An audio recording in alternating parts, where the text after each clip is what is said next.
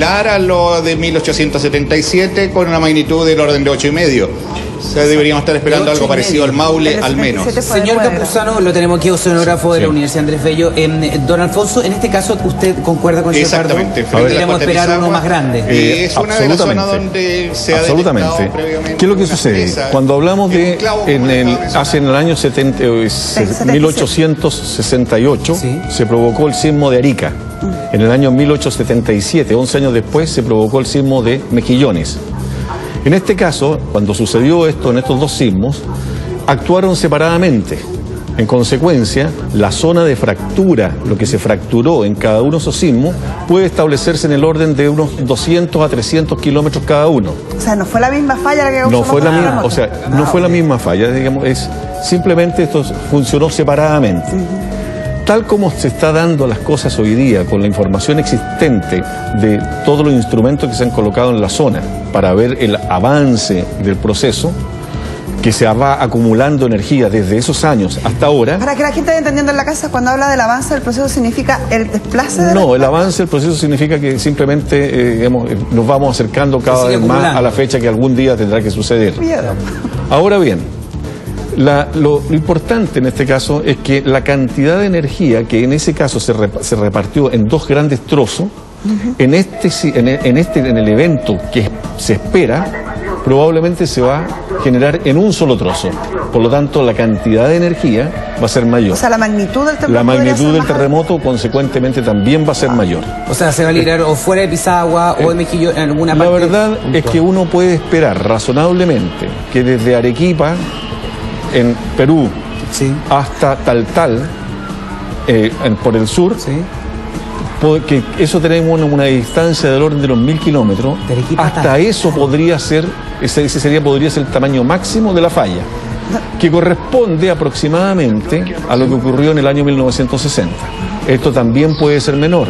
Quizás lo más probable sea algo intermedio entre los 500 y los 1000 kilómetros. Todos estos temblores que se están sintiendo no podrían de alguna manera, como uno cree, burdamente sin saber, bajar un poquito la intensidad. Recién acaba de, señor Pardo, de aclararlo muy bien. ¿Qué pasa? La cantidad, la escala de Richter con que nosotros medimos la intensidad de un sismo no es una escala lineal como la escala de nota en un colegio, es una escala logarítmica. Y en una escala logarítmica eso significa que si uno pasa de grado 3 a grado 4, la cantidad de energía es de 31,6 veces mayor. Ahora, cuando uno pasa del grado 4 al grado 5, es otras 31 veces mayor. Pero cuando uno está entre dos niveles, por ejemplo, de 6 a 8, la cantidad de energía es 1000 veces mayor.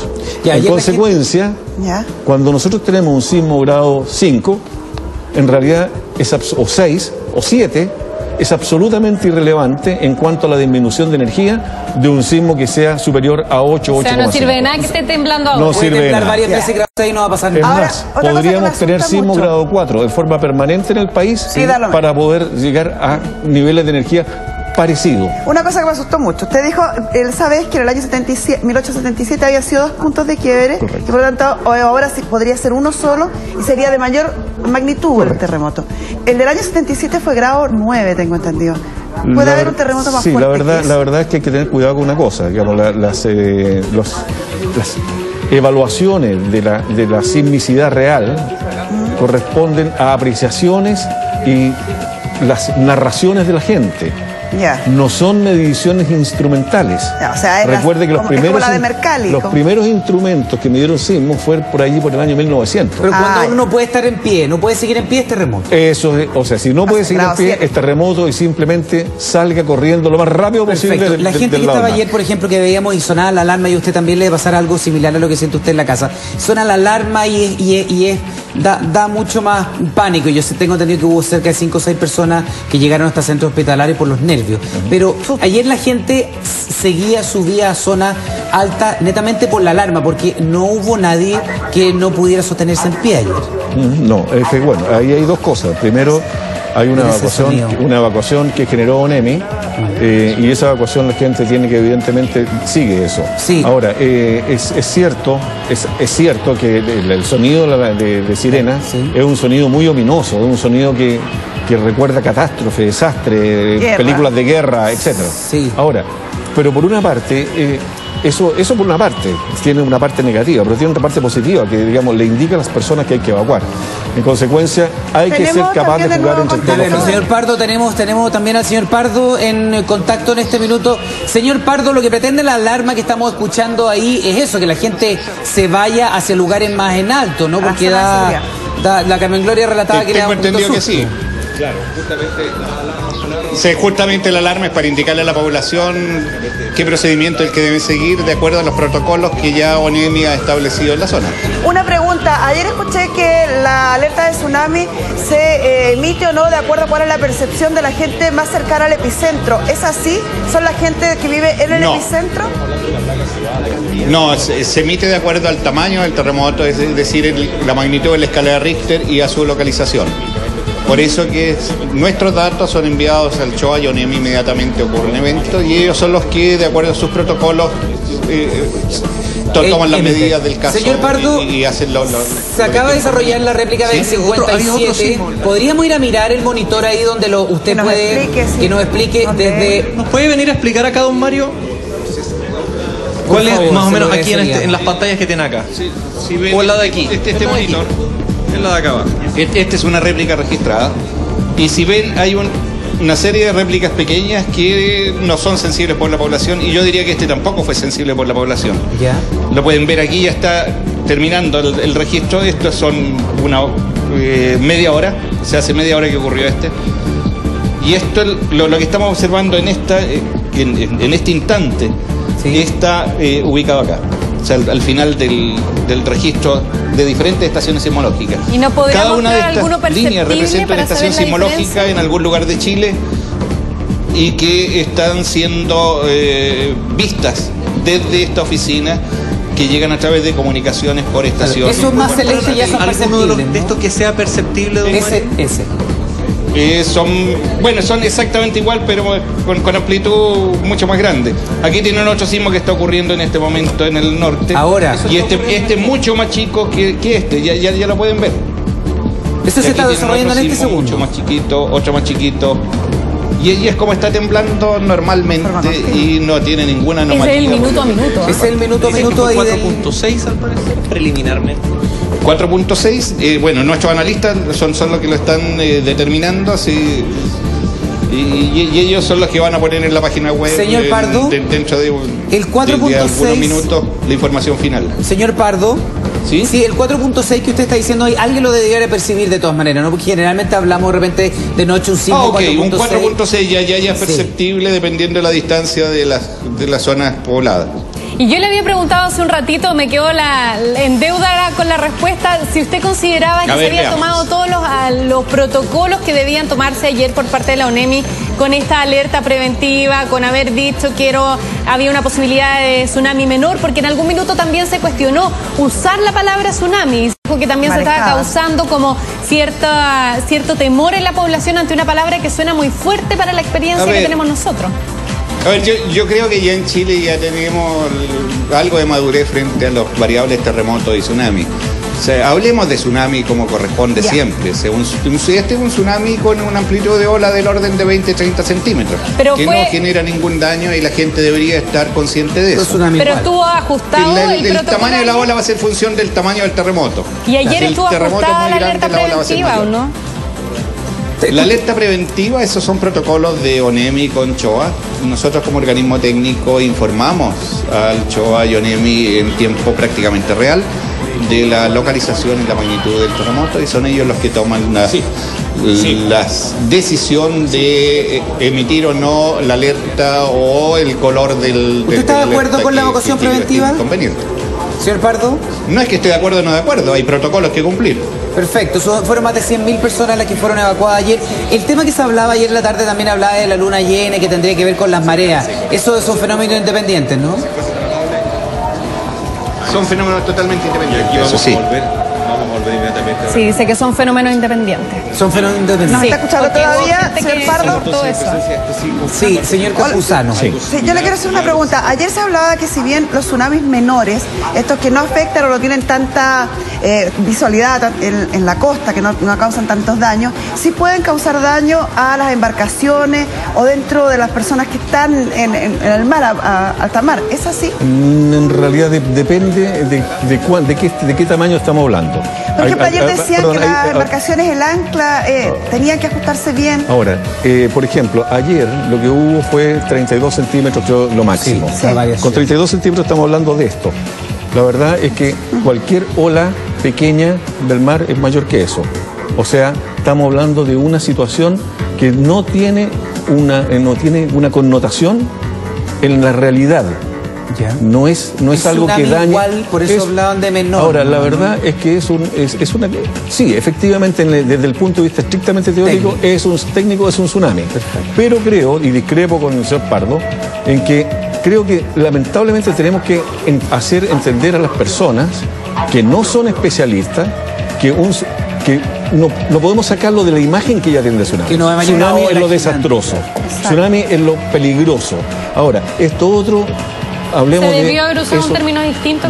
Yo creo que debería usarse un término distinto que no sea confundible por la mayor parte de las personas que cuando le dicen hay un tsunami no escuchan nada más. Sí, lo que pasa Eso es que lo ayer vi. la gente pensaba, decía, hablan de tsunami y claro, como decía usted, son 32 centímetros. Y hace una semana hubo marejada. Correcto. Y eran 9 metros, entonces no es como, qué raro. Efectivamente, por eso mismo creo que es conveniente, digamos, llevar aquellos elementos que son absolutamente técnicos y que no tienen relevancia para la mayor parte de la población, transformarlo expresarlo de otra forma.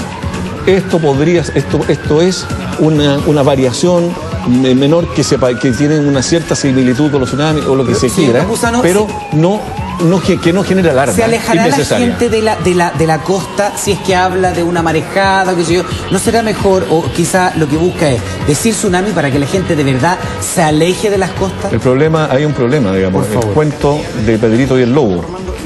Cuando venga que el tsunami cuando sucede, y ya lo vimos, digamos, poco tiempo después del sismo pasado, que hubo alrededor de 3 evacuaciones, en las cuales, en 3 de las cuales murieron personas, Sí. por ataque al corazón o por otras cosas. O sea, vale decir, por una parte Y gente se puede durmiendo perder en el credibilidad y por lo tanto la gente no evacuar, y por otra parte además hay una exposición para las personas, sobre todo para las personas muy mayores. Ahí escuchábamos, decía alerta de tsunami, eso es la grabación. Si los instrumentos, si el show y toda su gente determina que es un tsunami menor, ¿hay certeza de que eso no podría transformarse en algo más grave? No, o sea, es muy difícil que exista una variación significativa.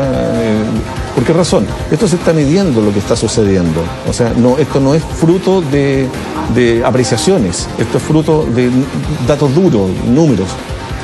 Tiene que ver con la magnitud, tiene que ver con la profundidad focal, tiene que ver con la ubicación donde está, donde se encuentra. Y todo eso, más la magnitud, que es fundamental, nos indica el tamaño que puede tener ese tsunami. Pero Cuando eso estamos hablando de un significa- tsunami pequeño, estamos hablando de un tsunami que no afecta Y que no se va a en transformar absoluto, en un tsunami de ni 50 se va a metros. transformar, no tiene cómo crecer. ¿Existe algún grado que uno diga ya, de ahora en adelante es peligroso el riesgo de tsunami? No, Por es ejemplo, que- que uno dijera, ya, sobre 8, por Ya, ejemplo. lo que pasa es que no es un solo factor el Ya. que define la cantidad del daño. Perfecto. Lo define la mezcla de ambos. O En sea, realidad un poco más que eso. tiene que ser de O alta sea, intensidad el temblor y una serie de a ver, factores más. si ustedes ¿Cuál? recuerdan, el sismo de Haití Sí. fue menor de 7. O sea, fue parecido al que tuvimos El ayer. daño fue Sin embargo, generó daños, murieron 600.000 personas o algo por el estilo. ¿Por qué?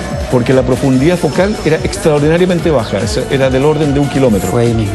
Ahora, normalmente, en nuestros casos, la profundidad focal suele ser muchísimo más profundo. En este caso fue del orden de 30 y algo kilómetros, o sea, relativamente superficial. Si esto hubiese sido de 90 kilómetros, probablemente habría sido mucho más suave. ¿Lo de ayer el tsunami da vuelta un bote, por ejemplo, si yo estoy en una embarcación? Ese tsunami de 32 centímetros no da vuelta. Nada, ¿qué intensidad tendría que tener para que el tsunami, la alerta de tsunami, sea de verdad y la gente pueda alejarse? Yo creo que esa cosa es bastante difícil de definirlo, o sea, sobre todo porque el tiempo que media desde el instante en que se produce el sismo hasta el plazo más corto que ese tsunami puede llegar a la costa puede ser bastante corto, tan corto como 15, 20 o 30 minutos. Ahora, si estamos hablando de 15 minutos, por ejemplo, estamos hablando de un tiempo en que lo más probable es que la mayor parte de la gente no va a poder estar muy lejos de la costa, aún. Va a poder estar cerquita. Señor Pardo, tenemos al señor Pardo, yo quería hacer una pregunta, porque me están escribiendo harto desde la zona de aquí, que la gente está muy asustada con este futuro sismo, futuro temblor, terremoto que están todos esperando. ¿Qué mensaje tranquilizador o no le podría enviar usted a los iquiqueños? Bueno, yo diría que el ejercicio que acaban de tener de evacuar y reaccionar frente a lo que las autoridades de emergencia han programado es un ejercicio importante, y hay que considerar esto para la ocasión de un gran terremoto a futuro. Tenemos que seguir aprendiendo cómo reaccionar, qué hacer, cómo planificar con nuestra familia, qué vamos a hacer si ocurre un sismo de esta naturaleza. O sea, permanentemente tenemos que estar preparados para cualquier evento, para cualquier eventualidad en Chile, y específicamente en el norte de Chile, donde... Sí, usted está escuchando, sí, dos cosas. Quiero preguntarle si van a continuar las réplicas, por cuántos días, y lo otro, ¿de qué magnitud estaríamos hablando lo que ustedes como expertos esperan para el terremoto del norte? Bueno, para el terremoto del norte, para que la gente lo pueda comparar, son 8,5 o mayor. Es equivalente al terremoto del Maule, lo que se esperaría para el norte de Chile. Ahora sí estamos preparados para eso, tenemos todas las previdencias del caso tomada, la emergencia bien establecida. Por supuesto que vamos a salvar todo tipo de problemas que puedan ocurrir en ese momento. Mario, gráficamente quizás sería más devastador un terremoto de esas características como el del Maule en el norte, ¿o no? Yo invito a la prensa a ver las informaciones de prensa justamente de 1877 y 1868 en el norte de Perú, o sea, el norte de Chile y sur de Perú. Hay tsunamis que ponen barcos en la bahía, hay fotos espectaculares. Y por favor hagan el ejercicio de prensa de buscar para esos sismos las imágenes y las consecuencias de esos terremotos. Y yo diría que debería ser algo similar. Mario, no tiene por qué ser diferente en el tiempo. ¿Ustedes como organismo técnico, después de lo que se vivió ayer, consideran que se reaccionó de buena manera o hay algún protocolo que seguir corrigiendo y que falte todavía? Y se lo pregunto porque sonaban esta especie de sirena alertando de un tsunami, pero no decía, a lo mejor en la alerta general, que era un tsunami menor. Había que buscar los medios de comunicación para enterarse de eso. ¿No habrá que perfeccionar también ahí algo? Siempre hay que perfeccionar, y todas las cosas son perfectibles en este mundo. Yo diría que tenemos que perfeccionar en términos de comunicación. O sea, tenemos que refinar las comunicaciones, que tal como tú mencionas, debería estar la información de que el tsunami es menor, cuáles son las características. O establecer una alerta distinta. Sin embargo, eso estaba en la información. Ahora, ¿cómo se disemina la información por parte de la prensa o de los medios de todo tipo? Es algo que también tenemos que refinar. O sea, claro, porque Pardo, la alerta sobre esto, de la sentido arena, de qué cosa es el terremoto, cómo informarlo, qué hacer antes, durante y después del terremoto, y no repetir siempre las mismas preguntas de siempre. Claro, o sea, pero habla de la sirena en sí, señor Pardo. Ustedes. No habla cada del vez tema hacen de las la mismas prensa. preguntas y nosotros respondemos las mismas cosas. Sí, es de la sirena, no es del tema de la prensa, la sirena. Es lo mismo. No, pero en el caso de la sirena me parece bien y eso es el protocolo que ONEMI y CHOA tienen. Y son ellos los que van a evaluar qué cuáles son las bondades o no del sistema y cómo funcionó. Perdón, le pregunto desde mi ignorancia. Yo sé que hay un protocolo entre el CHOA y la ONEMI para actuar de distintas maneras, de distintas formas, de acuerdo a lo que está ocurriendo. Ese protocolo dice alerta de tsunami, evacuación, no dice, no clasifica qué tipo de alerta es. Habría que ver el protocolo exactamente.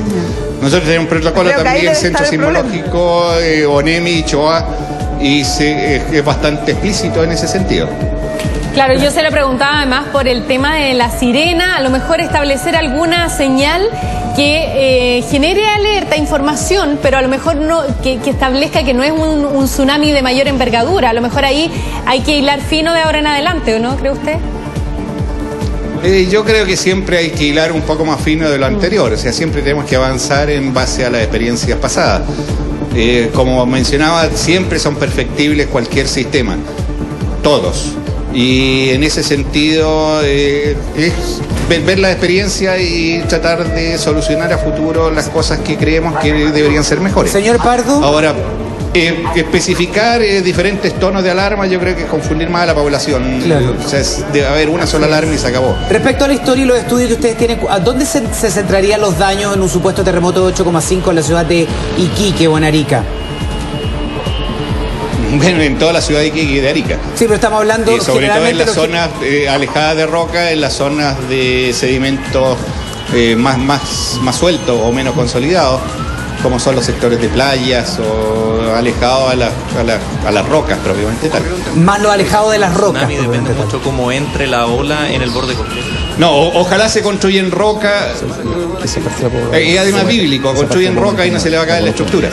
Lo que me preguntaba del tsunami... Sí. En el caso de que existiese hipotéticamente un tsunami con este gran terremoto, depende mucho por dónde entre la ola en el borde completo. Por supuesto, va a depender mucho de cómo se rompa el contacto entre las dos placas, en qué dirección se mueva.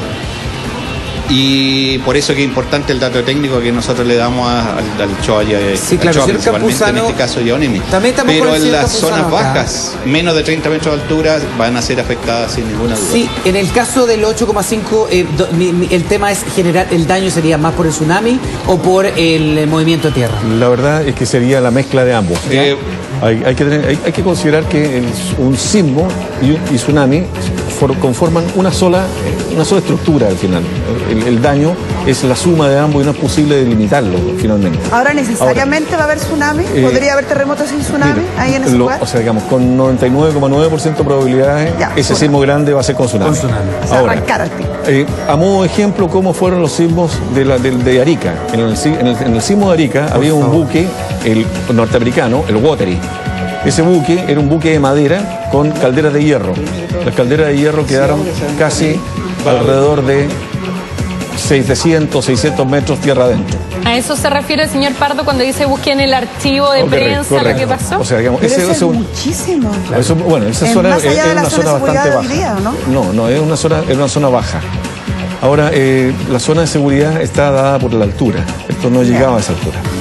En el caso del sismo de Mejillones, la altura de la ola, o del tsunami, superó los 30 metros, por poco. Los 30 metros. Eso significa, la altura, la zona de inundación, significa prácticamente todo lo que hoy día es Mejillones. Sí, señor Campuzano, ¿lo puedo interrumpir un segundo? Hay una réplica en este segundo ahora. Van a haber muchas. Sí, ahora se está desarrollando otra más, Luis, que tuvo que estar en el Instituto de Sismología, ¿no? Sí, muchachos, al parecer hubo otro sismo más, don Mario, ¿se nos puede mostrar? Un sismo pequeñito. O sea, pueden ver, es mucho más pequeño que el sismo que ocurrió hace 15 o 20 minutos atrás.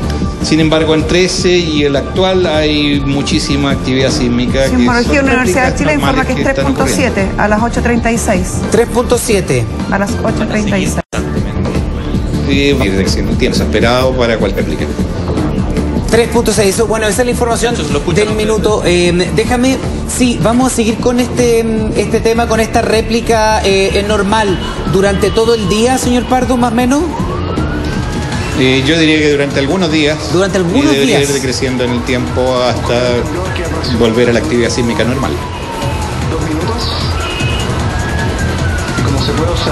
Sí, ahí estamos escuchando al señor Pardo. Estamos hablando de 1 o 2 días, podríamos esperar hasta el día jueves más o menos la réplica, o van a decaer antes. Yo diría que hay que esperar algunos días y eventualmente puede ocurrir alguna réplica más sensible que otra. Y del punto de vista instrumental son varios días para volver a la actividad normal. Del punto de vista de la población, son muy pocos días para que desaparezcan las réplicas que son sensibles por la población. Quiero hacer una pregunta para que la gente se tranquilice o en Iquique sepa cómo actuar. Ayer tuvimos un terremoto, temblor de 6.5 grados, sí, bastante fuerte. ¿Cómo quiere llamarlo? Es válido. Sí, Yeah. De hecho en inglés existe una sola palabra nomás, no diferencia. Y no provocó ningún daño material en la ciudad, no hubo ningún derrumbe, nada importante. En ese sentido digo que es pequeño. Sí, y en ese sentido quiere decir que Iquique también está, o el norte está bien preparado para resistir un gran sismo. Este gran sismo esperado de 8.5, el daño se produciría más bien por el tsunami. No solo el norte, yo hablaría de todo Chile. Si vemos la ingeniería sísmica en Chile, es muy resistente y ha demostrado ser muy eficiente en todos los terremotos que no ocurrieron. Por lo mismo, al gran sismo le debemos temer más al tsunami que al movimiento. Yo diría que hay que estar preparado para todo tipo de fenómenos que pueden ocurrir. O sea, por supuesto, que dice dentro de las que casas no tener cosas inestables, que no se caigan. Las estructuras yo creo que van a resistir principalmente, pero ¿qué pasa con los adornos que tienen dentro de la casa? ¿Qué pasa con los maceteros que tienen los balcones? Claro, que son los mínimos que cuidado hay que tener incluso con uno menor, porque se puede soltar. Usted decía... Exactamente. La verdad que en el caso de la zona norte, me parece que el tsunami es más peligroso que el terremoto. Fundamentalmente por una razón. Estoy de acuerdo con eso. La ingeniería chilena es buena, y esa buena ingeniería chilena va a hacer que no haya mayores problemas. Hemos aprendido. En cuanto al desplome de esa estructura. Sin embargo, las personas tienen que moverse para poder salir del área de tsunami. Y en la medida en que puedan salir de forma rápida, será mayor su posibilidad de sobrevivencia. O sea, la verdad es que ¿cuántos muertos hubo en Chile hace poco tiempo atrás por la estructura? En 2010 fue el tsunami el que mató más gente. El tsunami fue lo predominante. El agua. Sí. Ahora, si las condiciones hubiesen sido distintas, habría sido mucho peor. Ahora, la verdad es que podemos confiar en las estructuras de ingeniería, pero no sabemos cómo va a actuar ni en cuánto tiempo va a llegar el tsunami después del sismo. ¿Cómo van a reaccionar con el agua? Y las personas deben pensar en el instante en que empieza el sismo, que deben ya empezar a pensar qué es lo que van a hacer inmediatamente después que acabe y evacúen rápidamente. Evaluando, ¿no? Cuando se está produciendo el sismo, evaluando y viendo cómo van a salir, en qué forma, por qué camino, etcétera. Y en ese punto le hago la pregunta a los dos, tanto a don Pardo, que siguen en contacto con nosotros, como a usted. Ayer se habló del muy buen comportamiento de la población, pero sin embargo hubo una crítica, que era que se le pidió a la población que en caso de evacuación lo hiciera a pie. Y ayer muchos tomaron sus autos, punto no menor, considerando que Iquique es donde existe la mayor cantidad de autos per cápita en el país, lo cual consideró y provocó unos tacos enormes que en caso de que hubiera sido un tsunami, la gente hubiera perecido dentro de sus automóviles. Bueno, estoy absolutamente de acuerdo con usted que ahí hay algo que es muy complicado. Eso me tocó verlo a mí en la evacuación que se generó hace 4 años atrás, cuando fue el cambio mando en Viña del Mar.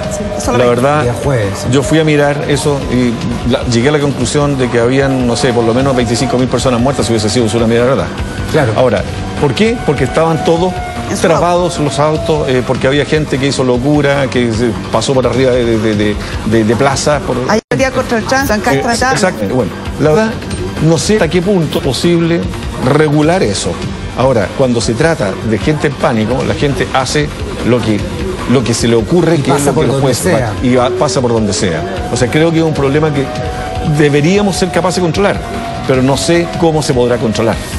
quizás darlo de manera automática, como que se suspende el sistema de tránsito, que la gente tenga que salir caminando. Lo que pasa es que para ello tendría que, digamos, la única forma sería poder colocar barreras no rompibles, no, porque una barrera, alguien que está con la policía, alguien pero que, también allí llegaron hasta Alto Hospicio caminando, porque se interrumpió el tránsito. Bueno, lo correcto es caminar. La probabilidad de sobrevivencia de las personas probablemente va a ser varias veces mayor en aquellos que vayan a pie con respecto a aquellos que van en auto. Cámara, por favor, que la gente por favor, o sea, eso reitero, a toda la gente del norte les pido por favor que efectivamente acepten que la forma más segura de sobrevivir a un tsunami es evacuar a pie.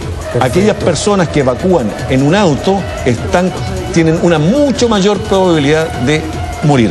Así es, señor Campuzano, seguimos con usted acá en la mañana de Chilevisión. También estamos con Luis y con el señor Pardo desde el Instituto de Sismología de Chile. Vamos a seguir con este tema porque están midiendo en este minuto, está llegando más información y más imágenes desde el norte. Así que le pedimos que nos espere un segundo y por supuesto vamos a volver con usted aquí en la mañana de Chilevisión. Pero Carmen Gloria, también algo que acaparó la noticia el fin de semana, Carmen Gloria Arroyo, que tiene que ver con los padres de Bastián.